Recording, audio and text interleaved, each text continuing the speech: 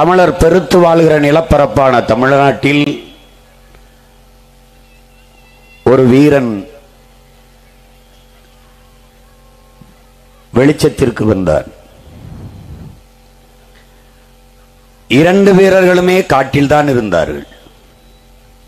ஒருவன் எங்கள் உயிர் தலைவன், இன்னொருவன் எங்கள் போற்றுதற்கும் வணக்கத்திற்கும் உரிய பெரும் வீரன் வீரப்பனார் அவர்கள். ஒருவன் வனத்தை காத்தான், ஒருவன் தான் பிறந்த இனத்தை காத்தான். 2 பேருக்குமே நோக்கம் அடிமை தேசிய இனத்தின் விடுதலை தான்.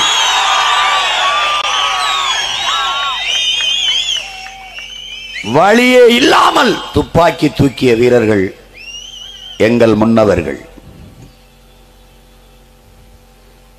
எதற்காக காட்டுக்குள் புகுந்தார் என்பதை அவரே சொல்லுகிறார். வறுமை, ஏழ்மை துடைப்பதற்கு.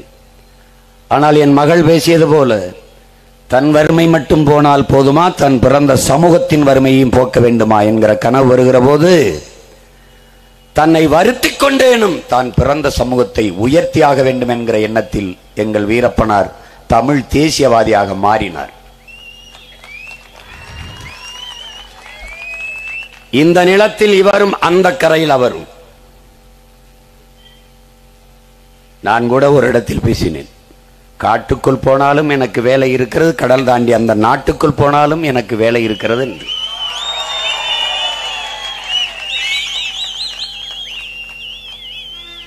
இந்த மண்ணில் திருடன், மாயாவி என்றெல்லாம் சொல்லிக் கொண்டிருந்த இடத்தில் எதிர்பாய்ச்சலை செய்து எல்லோரும் வாயையும் அடைத்த மகன் நான் என்பதில் எனக்கு பெருமையும் திமிரும் உண்டு. எங்கள் ஐயா வீரப்பனார் செய்த குற்றம் இந்த நாடும் இந்த சமூகமும் இந்த அதிகாரமும் சாட்டிய குற்றம். யானைகளை கொன்று தந்தங்களை கடத்தினார், சந்தன மரக்கட்டைகளை வெட்டி வித்தார். அடுத்த கேள்வி, வித்தவர் காட்டுக்குள் இருந்தார், வாங்கியவன் எங்கிருந்தான்? பல 100 கோடிகளை கொட்டி வித்தவரையே விரட்டி விரட்டி பிடிப்பதற்கு ஓடினீர்களே, வித்தவன் ஒருவனை கூட ஏன் கைது செய்யவில்லை? வாங்கியவன் ஒருவனை கூட, வித்தவர் காட்டுக்குள் இருந்தால் வாங்கியவன் நாட்டுக்குள் தான் இருந்தான், ஏன் கைது செய்யவில்லை? ஏனால் வாங்கி வித்து கோடி கோடியாக சம்பாதித்த அயோக்கியர்கள் அதிகாரத்தில் இருந்தார்கள். பூலாந்தேவி போல பொது மன்னிப்பு கொடுத்து வெளியே வந்தால் அவரே சொல்கிறார், பார், நான் தேர்தலில் நிற்பேன், என் மக்கள் எனக்கு வாக்கு செலுத்தி வெல்ல வைப்பார்கள், நானும் அதிகாரத்திற்கு வருவேன். பூலாந்தேவி எம்பி ஆகும் போது எங்கள் ஐயா எம்பி இருக்க முடியாதா? எம்எல்ஏ இருக்க முடியாதா? அமைச்சராக இருக்க முடியாதா? அவரை நேசித்தின்ற கோடிக்கணக்கான மக்கள் அவருக்கு வாக்கு செலுத்தியிருக்க மாட்டார்களா? வலிமைப்படுத்தியிருக்க மாட்டார்களா? ஏன் அவரை கொண்டு வரவில்லை? வெளியில் வந்து பேசினால் பல பேர் வாழ்க்கை சந்தி சிரித்துவிடும். யார் உண்மையான திருடர்கள், யார் உண்மையான கொள்ளைக்காரர்கள் என்று வெளியில் தெரிந்துவிடும். அதனால் அவரை கொல்ல வேண்டிய தேவை இவர்களுக்கு இருந்தது. தமிழ் இனம் இந்த இந்த இந்த அதிகாரத்தில் இருக்கிறவர்கள் அள்ளி விடுகிற பொய்யை அப்படியே நம்பும், அப்படியே நம்பும். ஒரு கேள்வி நீங்க கேட்டிருக்க வேண்டாமா? நாட்டை ஆண்ட கருணாநிதி ஐயாவிற்கு பல சாராய ஆலைகள், நாட்டை ஆண்ட அம்மையார் ஜெயலலிதாவுக்கு பல சாராய ஆலைகள், நாட்டுக்குள்ளே நாட்டை ஆண்டவன் சாராயங்காய்ச்சி விற்கும் போது காட்டுக்குள்ளே இருந்த எங்கள் ஐயா சாராய ஊரல் போட்டு வித்திருக்க முடியாதா? செய்தாரா? செய்யல. ஏன்? பீடி சிகரெட்டு வெத்தலவா குடிச்சாருன்னு நீங்க கேள்விப்பட்டது உண்டு? இல்ல. காட்டுக்குள்ள இருந்தார், பல பெண்களை கடத்தி வன்புணர்வு செய்தார், கற்பழிச்சார். அப்படி செய்தியெல்லாம் நீ படிச்சது உண்டு? ஆனா நாட்டுக்குள்ளே நாட்டை ஆண்ட எத்தனை அமைச்சர் பெருமக்கள், எவ்வளவு பேர், என்னென்ன அயோக்கியத்தனம், லட்சக்கணக்கான கோடிகளை பதுக்கியும் ஒதுக்கியும் வைத்த பாவிகள். ஒருவரை பழி சுமத்தி காரணம், தமிழனின் எவனும் வீரனாக எழக்கூடாது. நெஞ்சுரத்தோடு நிமிர்ந்து நின்றால் அவனை பயங்கரவாதி, தீவிரவாதி, பிரிவினைவாதி, திருடன், மாயாவி பழி சுமத்துவார்கள். என் தலைவன் பிரிவினைவாதி, தீவிரவாதி. காரணம், ராஜீவ் காந்தியை கொன்று விட்டார். ராஜீவ் காந்தி எங்களில் 20,000 பேரை கொன்று விட்டார். என்ன செய்யலாம்? அவருக்கு என்ன பேர் வைக்கலாம்? எப்படி பாருங்க. என்னரும் தமிழ் சொந்தங்களே, ராணுவ டேங்கர், பீரங்கி வண்டி வரிசையாக நம் மக்களை படுக்க வைத்து, கர்ப்பிணி பெண்கள், வயது முதிர்ந்தவர்கள் எல்லோரையும் படுக்க வைத்து, இடுப்புக்கு கீழே அப்படியே இடுப்போட சேர்த்து பீரங்கி டேங்கரின் சக்கரத்தை வச்சு நசுக்கி கொண்டு போட்டு இருந்தது இந்திய ராணுவம். தலைவன் வந்து பார்க்கும்போது 3 வயது குழந்தை செத்து கிடந்தால் இடுப்பு கீழே நசுங்கி இப்படி கும்பிட்டபடியே அந்த இடத்தில் துடித்தான். இந்த பச்சிளம் குழந்தை பாரத தேசத்திற்கு செய்த துரோகம் என்னடா? எதுக்காடா கொன்னு? அந்த வெறி இருக்க எத்தனை முறை, எத்தனை ஆண்டுகள் கடந்தாலும் அடங்கப் போவதில்லை. நீங்கள் எங்களுக்கு செய்த துரோகம், என்னரும் தமிழ் சொந்தங்களே, 3 கையெழுத்தில் நம் இனத்தின் தலையெழுத்தை முடித்தவர்கள் இந்த காங்கிரசார், இந்த இந்திய நாட்டை ஆண்ட அதிகார வர்க்கம். லால் பகதூர் சாஸ்திரி காலத்திலே மலையக மக்கள் நம் மக்களை நாடற்றவர்களாக்கினார்கள், குடியேற்றவர்களாக்கி 15 லட்சத்திற்கு மேற்பட்ட மக்களை இரவோடு இரவாக இங்கே கொண்டு வந்து இறக்கி விட்டார்கள். ஸ்ரீமாவோ பண்டார நாயகா சாஸ்திரி ஒப்பந்தத்திலே ஒரு கையெழுத்து. பிறகு 1974 இந்திரா காந்தி, ஸ்ரீமாவோ பண்டார நாயக்கா 2 பேருடைய கையெழுத்து. 2 பேரும் போட்ட கையெழுத்துல 76 கச்சத்தீவை எடுத்து கொடுத்து நம் மீனவ சொந்தங்களின் வாழ்வாதாரத்தை பறித்தார்கள். தமிழன் தலையெழுத்து 2வது கையெழுத்து. 3வது ராஜீவ் ஜெயவர்தனை ஒப்பந்தம் கையெழுத்து. அந்த கையெழுத்தில் தான் போரின் தொடக்கமே.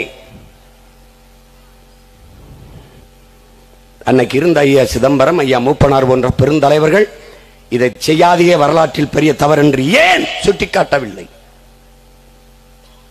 அந்த கையெழுத்து தான் தமிழன் தலையெழுத்தை மாற்றுகிறது. 3 கையெழுத்து, 3ஐயும் போட்டது இந்த ஆட்சியாளர்கள், இந்த காங்கிரஸ் கட்சியின் அதிகாரத்தில் இருந்தவர்கள்.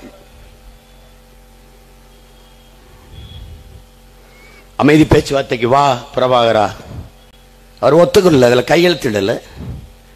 ஆஃப்டர் ஒரு 2000 பாய்ஸ், சின்ன பையன், நம்ம எவ்வளவு பெரிய துணை கண்டத்தின் தலைவர், நம்ம பேச்ச கேட்கல, வா டெல்லிக்கு பேச்சுவார்த்தைக்கு அசோகா ஹோட்டல்ல வச்சு ஹவுஸ் அரெஸ்ட் பூட்டிட்டாங்க. எப்படி இருந்திருக்கும் பாருங்க. உங்க வீட்டுக்கு விருந்துக்கு வர சொல்லி கதவை சாத்திக்கிட்டு என்னை விளக்க மாதிரி செருப்பால் அடிச்சா எனக்கு எப்படி இருக்கும்? நானா வர்றேன்னு பாருங்க. வீர மகனை அந்த ராணுவ தளபதி ஒரு சிகரெட்டு பிடிச்சிட்டு அந்த சிகரெட் ஆஸ்திரேலியா அப்படி சாம்பலை தட்டிட்டு சொல்றார், இந்த சாம்பலை நசுக்குவது போல உன்னை நசுக்கிடுவேன். நம்மால் என்ன செஞ்சிருப்பாருன்னு நினைக்கிற? அப்படியே முட்டுவாயில கை வச்சுட்டு அப்படியே பார்த்துட்டே இருக்க.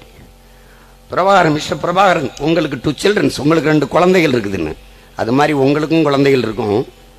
நீங்களும் ராணுவம் வச்சிருக்கிறீங்க, நானும் ராணுவம் வச்சிருக்கேன். ஒரு வல்லாதிக்கத்தின் ராணுவ தளபதியை எதிர்த்து ஒற்றை மகனாக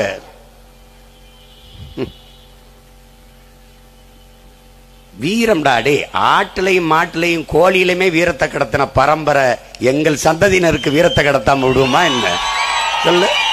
நீ ஏதோ விளையாட்டுக்கு சேவச்சண்டை விடுவாங்க, தமிழங்க சேவச்சண்டை விடுவாங்க, கிடாச்சண்டை விடுவாங்க, ஜல்லிக்கட்டு விடுவாங்க. ஏன் சேவலையும் சேவலையும் மோத விடுவான் தமிழன்? தோற்ற சேவல் கரியாகும், ஜெயிச்ச சேவல் இருக்கும் இனப்பெருக்கத்திற்கு. தோத்த கிடாய் கரியாகும், ஜெயித்த கிடாய் இருக்கும் அடுத்த தலைமுறைக்கு இனப்பெருக்கத்துக்கு. ஜல்லிக்கட்டிலே பிடிபடாத காலை இனப்பெருக்கத்திற்கு இருக்கும். ஏன் ஆட்டிலும் மாட்டிலும் கோழியிலுமே வீரத்தை கடத்திய பரம்பரை தமிழன் பரம்பரை என்பதை மான தமிழ் மக்கள் மறந்து விடுகிறது. மானம், வீரம், அறம், இது 3ம் எங்கள் உயிர். மானம் 3 எழுத்து, வீரம் 3 எழுத்து, அறம் 3 எழுத்து, எங்கள் உயிரும் 3 எழுத்து. 4ம் சமந்தான். அப்படி வாழ்ந்த கூட்டம்.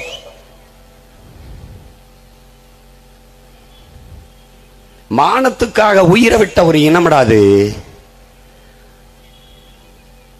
மானத்துக்காக உயிரை விட்ட இனம். ஒருவன் காலில் விழுந்துதான் வாழ வேண்டும் என்கிற நிலை இருக்குமானால் நீ எழுந்து நின்று இறந்து போ.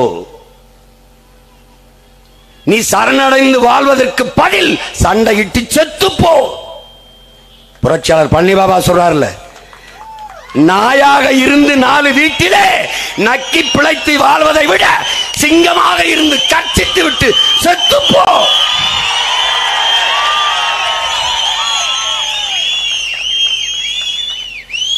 பீரங்கி துப்பாக்கி தோட்டாக்களை எதிர்த்து வாளையும் வேளையும் வைத்து போர் புரிந்தோம் என்றால் சண்டைக்கு போனால் சாவோம் தெரியும், ஆனாலும் போனோம். ஏன்? மான தமிழர்களுக்கு மரணத்தை விட மானம்தான் பெரிது என்பதால் போனோம். ஏன்? எங்கள் சாவு சரித்திரம் படைக்கும் என்கிற துணிவிலே போனோம், தெளிவிலே போனோம். எங்கள் தலைவன் எங்களுக்கு கற்பித்தான், சாக பயந்தவன் தரித்திரமாகிறான், சாக துணிந்தவனே சரித்திரமாகிறான் என்று. அப்படி சரித்திரமான இரு வீரர்கள் எங்களுக்கு வலதிலும் இடதிலும், அவர்களின் பிள்ளைகள். ஒருவன் இனக்காவலன், அவன் மகன் நான். ஒருவன் மனக்காவலன், அவன் மகள் என் மகள். இருவரும் களத்திலே. என்னரும் தமிழ் மக்களே, எங்களை கைவிடாது ஏந்தி பிடியுங்கள். இந்த இனம் என மீள பெருமையோடு வாழ இருக்கிற இறுதி வாய்ப்பு. இந்த பிள்ளைகளின் கைகளை கெட்டியாக பிடித்துக் கொள்ளுங்கள். வேற வழியே இல்லை. இவர்களை உங்களை ஏமாற்றுவார்கள், நாங்கள் இந்த நிலையிலிருந்து மொத்தமாக மாற்றுவோம். இவர்கள் உங்களை வைத்து பிழைப்பார்கள், நாங்கள் உயிருள்ளவரை உங்களுக்காக உழைப்போம்.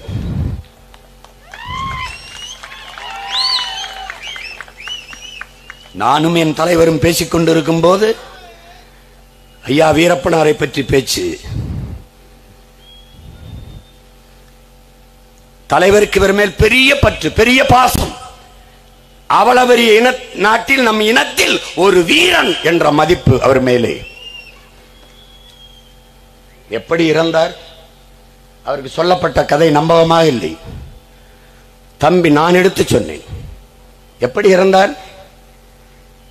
மோரை கொடுக்கிறார்கள். அவருக்கு கண் பார்வை மங்கிட்டது. அதற்கு சிகிச்சை அளிக்க வேண்டும் என்கிற போது தலைவர் தன் நாட்டிலே கூட்டிக் கொண்டு கடைசி காலத்தில் அவரை தன்னோடு வைத்துக் கொள்ளலாம். எனக்கிட்ட என் தலைவன் சொன்னது, தன்னோட வைத்துக் கொள்ளலாம் என்று மருத்துவத்துக்கு எல்லா ஏற்பாடும் செய்கிறார். அங்கே கண்ணறுவை சிகிச்சை செய்யலன். அதான் இங்க இருக்கிற உங்களுக்கெல்லாம் தெரிந்த எனக்கு ரொம்ப மதிப்புமிக்க ஒருத்தட்ட ஒப்படைக்கிறாங்க. அதை தெரிஞ்சுக்கிட்டு ஒரு காவல்துறை அதிகாரி ஈழத்தமிழர் மாதிரியே பேசி உள்ள போய் நம்ம ஐயாவை ஏமாத்தி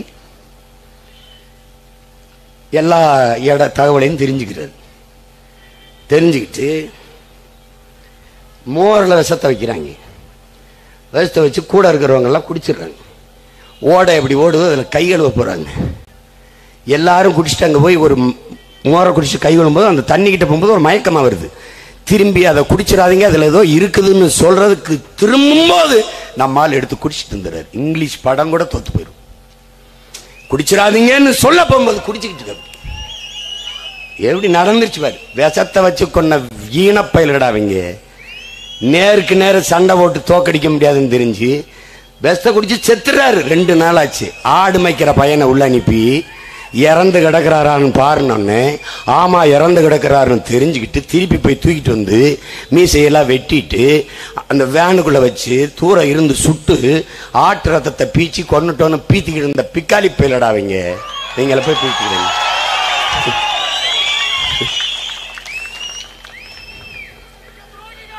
சண்டை வீரம்னா நேருக்கு நேரம் நிக்கும்டா, நெத்திக்கு நெத்தி நெஞ்சுக்கு நெஞ்சு இருக்கும்டா. 2 வீரனின் பிள்ளைங்க நிக்கிறோம் பாடுறா. எவனோடும் சேரல, யாரோடும் சேரல. வா, குனிஞ்சா உயரம் குள்ளமாயிரும்டா. நிமிந்து நெத்திக்கு நெத்தி நெஞ்சுக்கு நெஞ்சு, அதான்டா வீரம். ஏய், இந்த கட்சிகள்கிட்ட கேட்கிறேன், ஓட்டுக்கு 1 ரூபா காசு கொடுக்காம என்னை வீழ்த்தி காட்டு நீ பாக்குறேன், என்னை வென்று காட்டு பாக்குறேன். வாய்ப்பே கிடையாது. நான் காசு கொடுக்கல, நீ காசு கொடுப்ப. என் மகளை வென்று காட்டிடுறா பாத்துற, நீ வென்று காட்டிடு நீ பாத்துற. இந்த தேர்தலில் 3 ஆண் வேட்பாளர், ஒரே ஒரு பெண் புலியை நான் நிறுத்திருக்கேன். என் மகளை நிறுத்திருக்கேன். தமிழ் பேரினத்தின் மொத்த வீரத்தையும் ஒன்றாக சுருக்கி என் பாட்டி வேலு நாச்சியார் வடிவிலே இந்த நிலத்திலே நிறுத்தியிருக்கேன். வீர மகளை நிறுத்தியிருக்கேன். தமிழ் பேரினம் வீழ்வதும் எழுவதும் வாழ்வதும் முடிவு செய்யப்பட வேண்டிய கட்டாயத்தில் இருக்கிறது. நீ ஓட்டை போடுவது இந்த நாட்டை காக்க என்கிற எண்ணம் உனக்கு இருக்கணும். எனக்கு வாக்கு செலுத்துவது என்பதே வருங்கால தலைமுறையின் வாழ்க்கையை பாதுகாக்க என்கிற எண்ணம் உனக்கு இருக்கணும். எங்கள் தலைவர் அவ்வப்போது ஐயாவை பற்றி வந்த தொடரை பார்த்துட்டு சொன்னார். நான் சொன்னேன், என் தம்பி, நம்ம தம்பி கௌதமன் தான் அண்ணா இயக்கியிருக்காங்க, அப்படிதான் ஐயாவே தயாரிச்சிருக்காங்க. நீங்க அவ்வப்போது நான் நேரம் கிடைக்கும் போது பார்க்குறேன், நான் மொத்தமாக பார்க்க உங்களுக்கு வசதி அனுப்பி விடுறேன்னு. நான் வந்து என் அருமை சகோதரன் என் ரத்தம் வேல்முருகன் சொல்லி மொத்தத்தையும் வாங்கி ஒரு பெட்டியில் வச்சு படகால அனுப்பிவிட்டேன். அவர் மேல அவ்வளவு பற்று வருது. என் அண்ணனுக்கு இருந்த பற்று அவன் தம்பிக்கு அவன் பிள்ளைக்கு ஐயா மேல பற்று இருக்காதா? அவர் மேல இருந்த பாசமும் பற்றும் என் மகள் மேல இருக்காதா? 13 கோடி தமிழ் மக்களின் செல்ல மகள் என் அன்பு மகள் வித்யா வீரப்பன் அவர்கள் என்பதை அன்பு தமிழ் மக்கள் புரிந்து கொள்ளும்.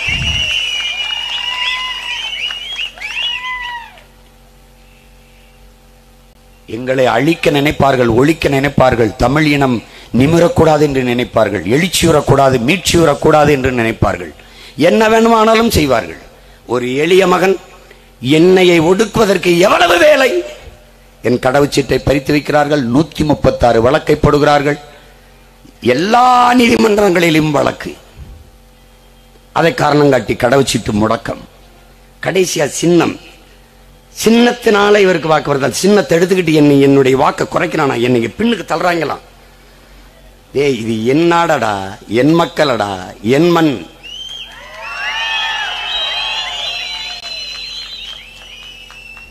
நீ வெட்டி சாய்த்தாலும் மொத்தமாக வேலிருந்து தலைக்கும் மரம் போல துளிர்த்து தலைத்து வருவமே ஒழிய வீழ்ந்து விட்டது தமிழ் பேரினம் என்று எவனும் எண்ணக்கூடாது.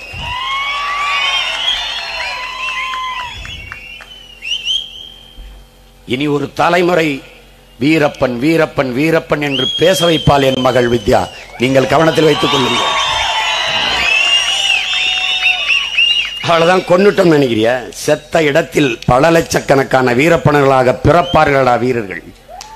எங்கள் பாட்டன் அழகுமுத்துக்கோன் தோற்கடிக்கப்பட்டு கையிலே சங்கிலியை பூட்டி நிறுத்தி இருக்கிற போது எதிர்த்தேன் என்ற இன்னொரு பாட்டன் மருதநாயகம், உன்னை துரோகத்தால் வீழ்த்தினேன் பார்த்தாயா என்று கேட்டபோது நம்ம பாட்டன் கொக்கரித்தான். முழங்கி நான் அழகுமுத்துக்கோன்.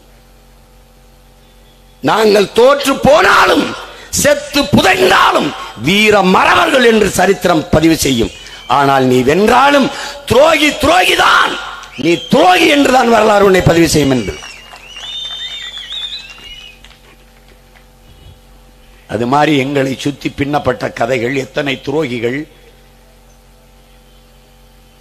எல்லாவற்றையும் கடந்து நிற்கிறோம். ஏனால் வரலாறு எங்களுக்கு படிப்பிருக்கிறது. இங்கே இருக்கிற வீரர்கள் எவரும் எதிரிகளால் வீழ்த்தப்பட்டவர்கள் அல்ல. என் உடன் பிறந்தவர்களே எல்லோரும் உடன் பிறந்த ரத்த துரோகத்தால் வீழ்த்தப்பட்டவர்கள். பண்டார வன்னியன் நம் பாட்டன், காக்கை வன்னியன் என்ற உடன் பிறந்த ரத்த துரோகத்தால் வீழ்த்தப்பட்டவன்.